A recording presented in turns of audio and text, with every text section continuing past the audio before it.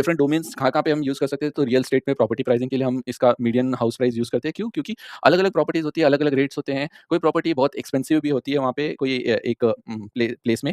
जैसे कि एक सिटी है जिसमें 100 नॉर्मल हाउसेस है और एक बहुत बड़ा मैंशन है जो कि 500 करोड़ का है। तो इसका अगर हम एवरेज निकालेंगे तो ये जो हमारा एवरेज प्राइस है उसको बहुत एलिवेट करके दिखा देगा, व्हिच इज़ रॉन्ग बेसिकली। सो ऐसे प्रॉब्लम्स को टैकल करने के लिए हमें उस एरिया का मीडियन प्राइस निकालना होता है, तो median housing price. In similar way हम हाउसहोल्ड की जो इनकम होती है उसको भी हम मीडियन ही निकालते हैं, क्योंकि due to the inequality in the wealth और इनइक्वालिटी इन द सैलरी, ठीक है? उसके अलावा हमारा जो हेल्थ केयर होता है उसके अंदर भी सर्वाइवल रेट जो होता है उसका हम मीडियन ही निकालते हैं। क्योंकि क्या हो सकता है कि अगर एक कैंसर पेशेंट के ऊपर अगर हमने कोई ड्रग बनाया और टेस्ट किया हमने, सो अगर 50% से ज़्यादा जो पीपल है वो अगर लेस देन 12 मंथ जी रहे हैं और एक पेशेंट ऐसा है जो 30 इयर्स तक जी जा रहा है। सो दैट 30 इयर्स वाला पेशेंट, वो पेशेंट जो है वो आउटलायर है इस डेटा का। अगर हम ये 30 ईयर को कंसीडर करके हमारा अगर मीडियन मतलब सर्वाइवल रेट बताएँगे, तो व्हिच इज़ फॉल्स, और वो एक फॉल्स होप भी देगा पेशेंट में और एक रॉन्ग रिप्रेजेंटेशन भी हो सकता है उस ऐसा हम बोल सकते हैं। ठीक है? तो इस केस के लिए हमें क्या करना होता है, फिर हमें मीडियन यूज़ करना होता है जो कि हमें रियलिस्टिक सर्वाइवल टाइम दे।